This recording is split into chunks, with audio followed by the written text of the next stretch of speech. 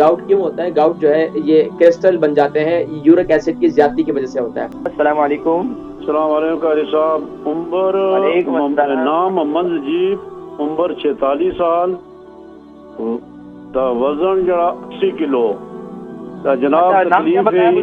نام کیا بتایا؟ نام کیا بتایا؟ نام محمد نجیب، میرا بیٹا یا محمد نجیب جی جی جی سوال کیا ہے؟ جی اس کی گاؤٹ آ گاؤٹ ہے جی، گاؤٹ آ اس کا پتہ لانا جی پیٹا کتنا عرصے سے؟ کتنا عرصے سے؟ کتنا عرصے سے؟ ہاں تا نالے کتنا شوگر ٹائم بھی ہو ہے۔ گیا گاؤٹ کو؟ اس کے کتنے سال ہو گئے؟ یہ سال کتنے ہو سو 5-6 سال ہوئی گئے سر۔ 5-6 سال ہو گئے۔ اچھا، جی 5-6 سالوں میں زیادہ جو ہے وہ پاؤں کے انگوٹھے پر ہوتا ہے، ہاتھ کے انگوٹھے پر ہوتا ہے؟ بالکل، ہاتھ پر بھی آتا ہے، گٹوں میں بھی آتا ہے، جوڑوں میں۔ ٹھیک ہے جی ہاتھ اچھا، پورا ہاتھ بھی ہو جاتا ہے قاری صاحب۔ ٹھیک ہے۔ اس جی کے علاوہ یہ بتائیں کہ اس کو شوگر ہے؟ جی شوگر ہے قاری صاحب۔ شوگر کیا انسولین لیتے ہیں؟ ٹیبلٹ بھی ہیں؟ بلڈ پریشر کتنی ہے؟ نارمل ہے۔ ٹھیک ہے۔ آئی ہے تقریباً۔ شوگر جو ہے وہ کیا نام ہے کنٹرول میں رہتی ہے؟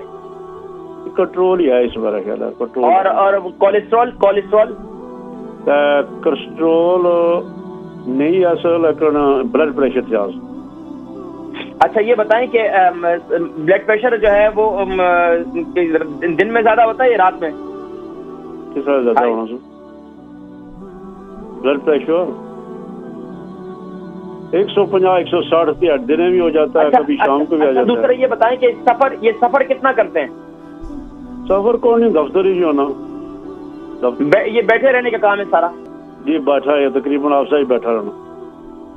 چلیں وہ کرنا شامی پارک ہے، یہ کیا پیچھے روڈا پر وہ کرنا۔ میں ذکر کرتا ہوں انشاءاللہ، آپ پروگرام دیکھیں انشاءاللہ، میں اس کے حوالے سے ذکر کرتا ہوں۔ 46 ایئر اولڈ ہے اور 80 kg ان کا وزن ہے۔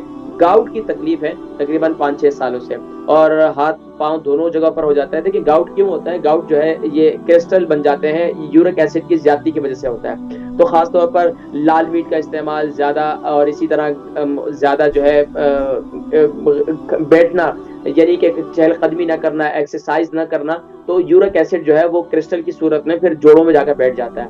تو اس کا بہترین علاج جو گاؤٹ کا ہے وہ یہ ہے کہ رات کو سوتے وقت میتھی دانے کو گیلا کر لیں اور صبح اٹھ کر میتھی دانے کو کھا لیں اور اس کا پانی بھی پی لیں۔